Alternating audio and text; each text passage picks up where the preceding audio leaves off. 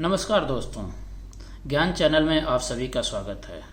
जैसा कि दोस्तों आप लोगों के बहुत सारे रिक्वेस्ट आए थे, कमेंट आए थे कि मैं अग्निवीर के ऊपर वीडियो बनाऊं और इनको जो जितने भी लोग जो है इस अग्निवीर योजना में रिक्रूटमेंट में जाना चाहते हैं उनको सबको काफ़ी फ़ायदा पहुंचे।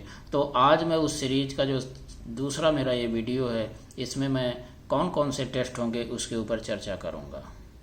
तो दोस्तों जो टेस्ट पूरे होते हैं वो इसमें तो एक फिजिकल टेस्ट होता है, एक मेडिकल टेस्ट होता है और एक जो है रिटन टेस्ट होता है, जिसको कॉमन एंट्रेंस एग्जामिनेशन भी बोला जाता है।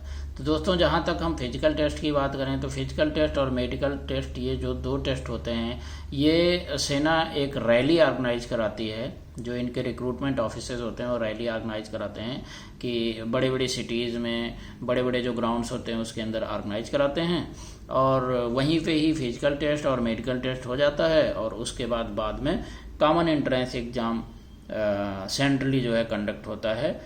खाली ये उन्हीं लोगों के लिए होता है जो फिजिकल और मेडिकल टेस्ट को क्वालिफाई कर चुके होते हैं।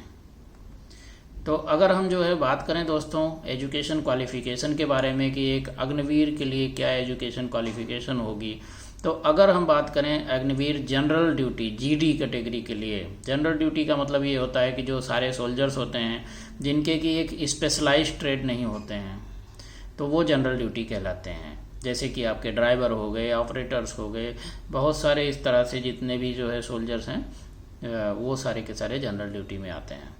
तो इसके लिए दोस्तों जो एलिजिबिलिटी क्राइटेरिया है 10th या मैट्रिक पास होना चाहिए 45% मार्क के साथ और मिनिमम 33%, 33% मिनिमम होना चाहिए हर एक सब्जेक्ट में। अगर हम ग्रेडिंग सिस्टम की बात करें जैसे कि सीबीएसई वगैरह में होता है, तो ग्रेडिंग सिस्टम में मिनिमम जो है C2 ग्रेड इनका होना चाहिए। अगर हम अग्निवीर टेक्निकल की बात करें तो टेक्निकल में दोस्तों जो है 12th पास होना चाहिए, इंटरमीडिएट जिसको बोला जाता है या एसएससी भी बोला जाता है, मिनिमम जो है 50% मार्क के साथ। इसमें जो है साइंस सब्जेक्ट होना चाहिए जिसमें फिजिक्स, केमिस्ट्री, मैथ और इंग्लिश जो है होना ज़रूरी है और इन सब्जेक्ट्स में मिनिमम 40% मार्क जो है आपको लेना ही लेना है अगर आप इसके लिए एलिजिबल होना चाहते हैं। तो अगर हम बात करें दोस्तों अग्निवीर एसकेटी और क्लर्क जीडी कैटेगरी की, तो इसमें भी मिनिमम जो है 12th पास या इंटरमीडिएट पास होना चाहिए या एसएससी जो भी बोलें, लेकिन इसमें जो पास परसेंटेज है वो मिनिमम 60% होना चाहिए ओवरऑल परसेंटेज और मिनिमम 50% जो है हर एक सब्जेक्ट में पास होना चाहिए। और इंग्लिश और मैथ जो है ये दोनों कंपलसरी सब्जेक्ट हैं, कैंडिडेट को मिनिमम इंग्लिश और मैथ का सब्जेक्ट उनका 12th में होना ही होना चाहिए। इसके अलावा अगर हम बात करें तो ट्रेडमैन की, तो वो 10th पास हो सकता है जिसको एचएससी भी बोला जाता है या फिर 8th पास भी हो सकता है। स्टेट में अलग अलग जो है क्राइटेरिया दिए जाते हैं इसमें, लेकिन मिनिमम 33% जो है हर एक सब्जेक्ट में होना चाहिए। इसके बाद अब हम दोस्तों बात करते हैं फिजिकल टेस्ट, जिसमें हम रिक्रूटमेंट रैली की बात करते हैं। तो इसमें दोस्तों जो रनिंग होगी वो 1.6 किलोमीटर का रन होता है जिसको 1 माइल रन भी बोला जाता है और आपको जो है कम से कम 5 मिनट 30 सेकंड के अंदर अगर आप आते हैं तो आपको 60 मार्क्स मिलेंगे और अगर 5 मिनट 45 सेकंड में आते हैं तो आपको 48 मार्क मिलेंगे इसमें। सॉरी दोस्तों। इसके बाद नेक्स्ट स्टेट आता है बीम का, जिसको हम पुलअप भी बोलते हैं। तो अगर इसमें आप जो है टोटल 10 बीम करते हैं तो आपको 40 मार्क मिलेंगे, 9 बीम करते हैं तो 33 मार्क मिलेंगे, 8 बीम करते हैं तो 27 मार्क मिलेंगे, 7 बीम करते हैं तो 1 मार्क मिलेंगे और अगर 6 बीम करते हैं तो आपको टोटल 16 मार्क मिलेंगे। तो दोस्तों इसमें देखने वाली बात यह है कि अगर मैक्सिमम मार्क की अगर हम बात करें तो 100 मार्क हो गया, जैसे 60 मार्क 1.6 किलोमीटर रन में और 40 मार्क आपके बीम में।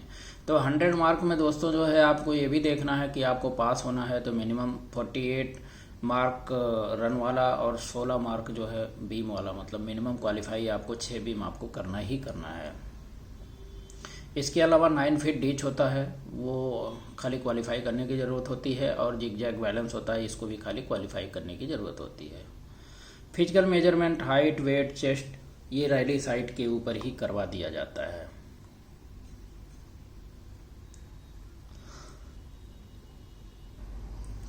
इसके बाद दोस्तों मेडिकल टेस्ट होता है, ये भी रैली साइट पे होता है।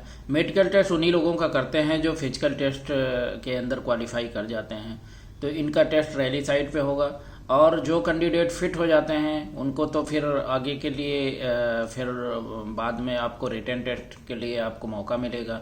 जो कैंडिडेट उस टाइम पे अगर मेडिकल में अनफिट हो जाते हैं तो उनको डायरेक्ट अनफिट नहीं किया जाता है, उनको मिलिट्री हॉस्पिटल्स के लिए रेफ़र कर दिया जाता है। मिलिट्री हॉस्पिटल में उन्हें 5 दिनों के अंदर रिपोर्ट करना होता है, और मिलिट्री हॉस्पिटल की ये जिम्मेवारी होती है कि कम से कम 14 दिन के अंदर, इससे ज़्यादा नहीं लेना है, ज़्यादा से ज़्यादा 14 दिन टाइम के अंदर उनको अपना जो है रिपोर्ट देना पड़ेगा कि कैंडिडेट फिट है या अनफिट है। अब बात करते हैं दोस्तों सबसे लास्ट टेस्ट, जो कि सबसे इम्पोर्टेंट टेस्ट होता है, कॉमन एंट्रेंस एग्जामिनेशन, जिसको CEE भी बोला जाता है। ये तो खाली कैंडिडेट जो मेडिकली फिट होते हैं उनके लिए ही होता है। इनका डेट और सेंटर जो है एडमिट कार्ड के माध्यम से आपको और बाकी विभिन्न चैनलों से, या फिर जो आर्मी की ज्वाइन इंडियन आर्मी निक साइट है उसके माध्यम से आपको पता चल जाती है।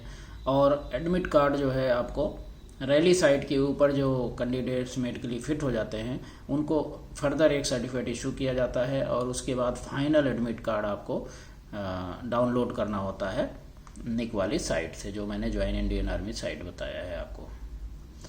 बहुत ही ज़रूरी चीज़ें हैं जो हिदायतें जिनको ध्यान में रखने हैं, वो है सबसे पहले कि आपको जो है जितने भी एजुकेशन क्वालिफिकेशन की कास्ट सर्टिफिकेट, NCC में आपने पार्टिसिपेट किया है तो ABC तो NCC सर्टिफिकेट, और बाकी और भी जितने भी सर्टिफिकेट हैं, विभिन्न सर्टिफिकेट्स, करेक्टर वगैरह आपके सारे, वो सब आपको रैली साइट पे लेकर के आने हैं।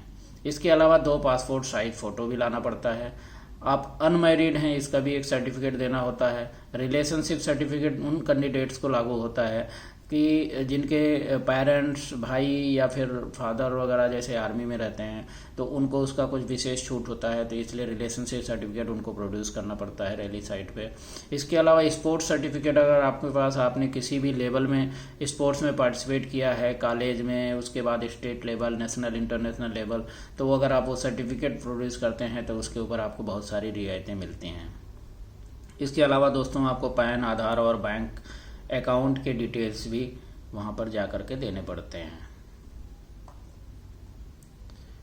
तो दोस्तों C का जो प्रिपरेशन है उसका वीडियो आपको मैं अगले कुछ ही समय के अंदर जल्दी से जल्दी आपको उसका वीडियो भेजूंगा।